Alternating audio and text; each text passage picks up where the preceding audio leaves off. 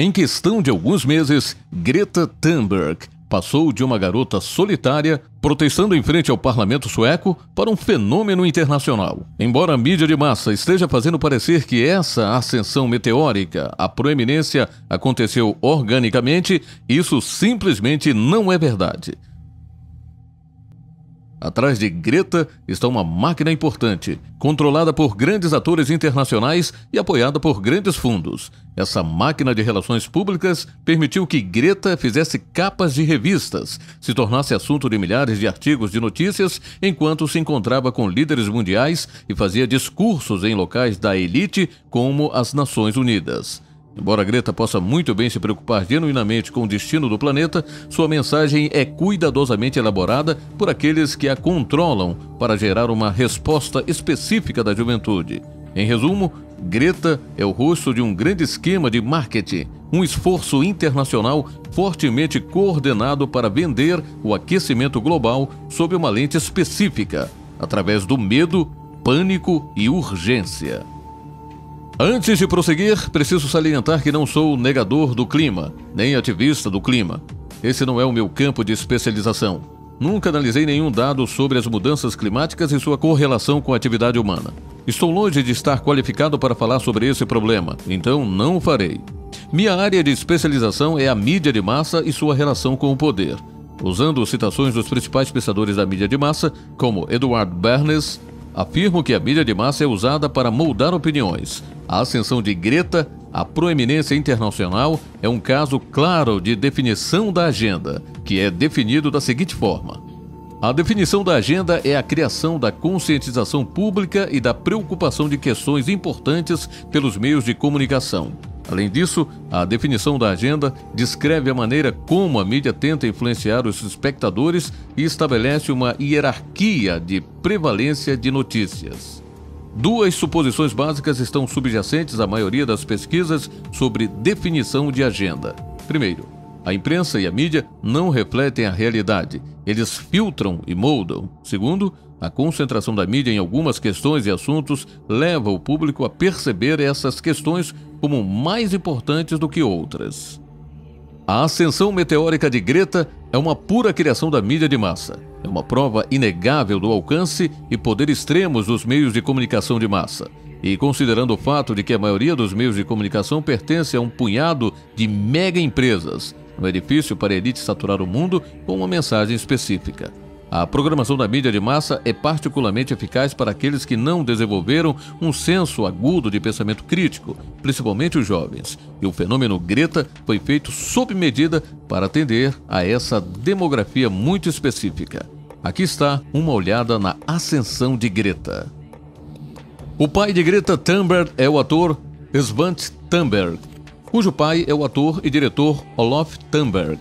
Sua mãe é a cantora de ópera Malena Erdmann, que se tornou uma celebridade no Eurovision Song Contest em 2009.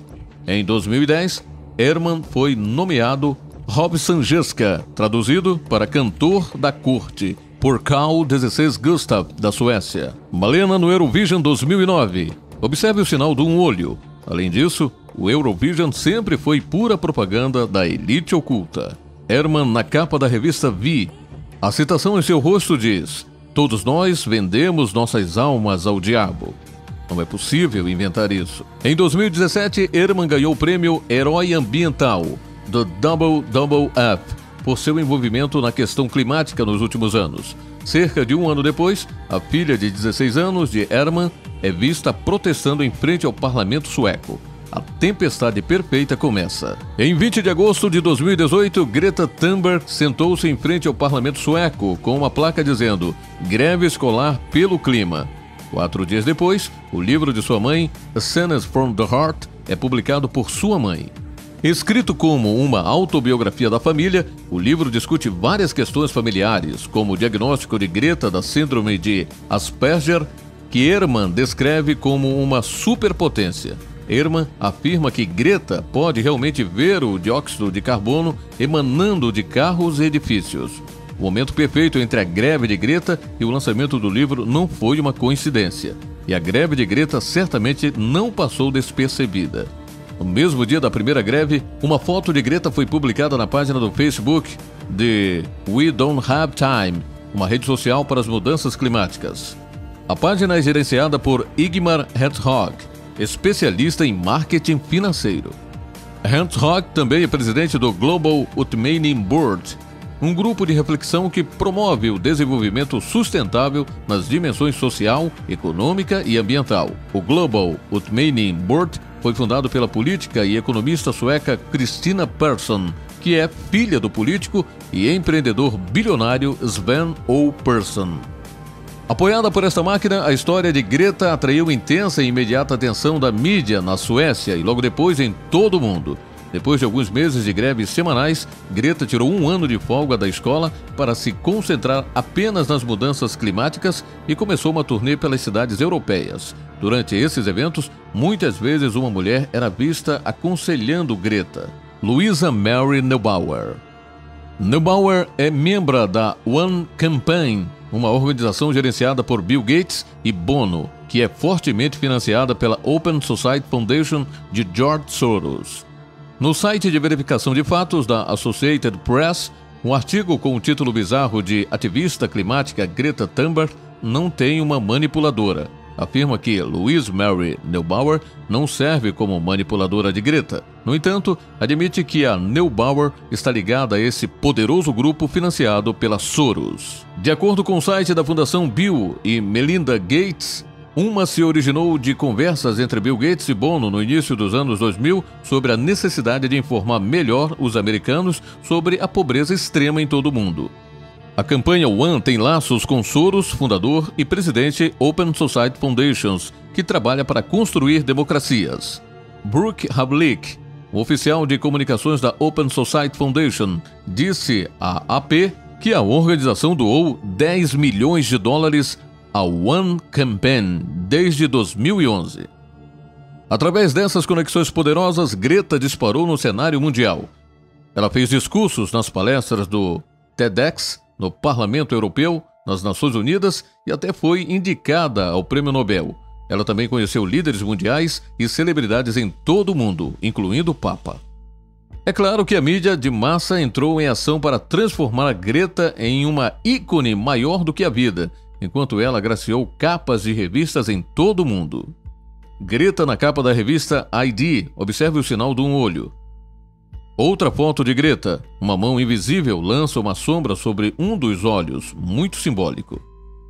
De uma garota solitária protestando em frente ao parlamento sueco, Greta se transformou em uma figura de heroísmo e martírio. Depois de viajar pela Europa, Greta embarcou em um barco e navegou para a América, onde foi aclamada como uma heroína, provocando greves escolares maciças onde quer que fosse. Através da mídia de massa, Greta se tornou um fator importante na política local e internacional. Mas qual é exatamente o papel de Greta no grande esquema das coisas? Embora muitos estejam prontos para negar esse fato com grande vigor, porque isso vai contra a agenda deles, Greta é apenas uma peã. Ela é controlada por pessoas poderosas e por muito dinheiro para promover uma agenda específica. A agenda não é apenas sobre mudanças climáticas, é sobre mudanças climáticas sob um ângulo muito específico. Seu papel foi perfeitamente definido pela própria Greta durante o discurso no muito elite Fórum Econômico Mundial. Adults keep saying, we owe it to the young people to give them hope. But I don't want your hope. I don't want you to be hopeful. I want you to panic. I want you to feel the fear I feel every day. Pânico e medo. Duas palavras que levam a respostas apressadas e irracionais baseadas em emoções negativas. E esse medo e pânico estão sendo profundamente arraigados na juventude, criando uma geração convencida de que seu mundo está queimando. Greta é o rosto de um impulso massivo na mídia e no sistema educacional para convencer as crianças de que elas pegam fogo. Esse clima tenso criou um novo fenômeno preocupante: a eco-ansiedade. Em vez de desfrutar da infância, as crianças estão crescendo com uma sensação de pavor e destruição iminente. Os pesquisadores já estão vinculando preocupações ambientais com casos de ansiedade, depressão e até suicídio. A própria Greta comunicou esse sentimento durante seu discurso na ONU. How dare you? You have stolen my dreams and my childhood with your empty words. Embora Greta possa estar genuinamente preocupada com a mudança climática, as pessoas que estão por trás dela têm uma agenda muito mais sombria. Criar uma geração de crianças cheias de ansiedade e depressão, dando à elite a devida carta branca para medidas drásticas, que variam de aumento de impostos à perda de liberdade pessoal.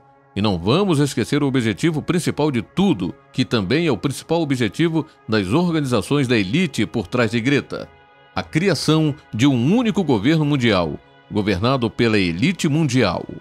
Qualquer pessoa que ouse dar uma olhada crítica no fenômeno Greta imediatamente enfrentou a mesma reação. Como se atreve a intimidar uma garota autista? E você é um negador do clima? Como visto acima, esse artigo não era sobre a própria Greta, sua aparência ou sua saúde mental. Era sobre aqueles atrás dela, a máquina poderosa que lhe proporcionava a plataforma para transformá-la em uma estrela da mídia. Além disso, este artigo não tratava de negar as mudanças climáticas ou quaisquer questões ambientais. É sobre como esse problema é vendido através de uma lente específica baseado no medo, pânico e urgência. Como qualquer outra questão importante, a poluição precisa ser tratada de maneira racional, começando pelas fontes principais do problema. Nos Estados Unidos, os principais emissores de gases de efeito estufa são os setores de transporte, indústria e energia elétrica. Em outras palavras, as corporações pertencentes à elite são os principais poluidores do mundo atual. Eles emitem toneladas e toneladas de dióxido de carbono no ar e despejam toneladas e toneladas de resíduos tóxicos nas correntes de água. Em vez de enfrentar essas indústrias de frente, a elite desfila em torno de uma garota autista, filma líderes mundiais aplaudindo seus discursos e incentiva as crianças a terem medo.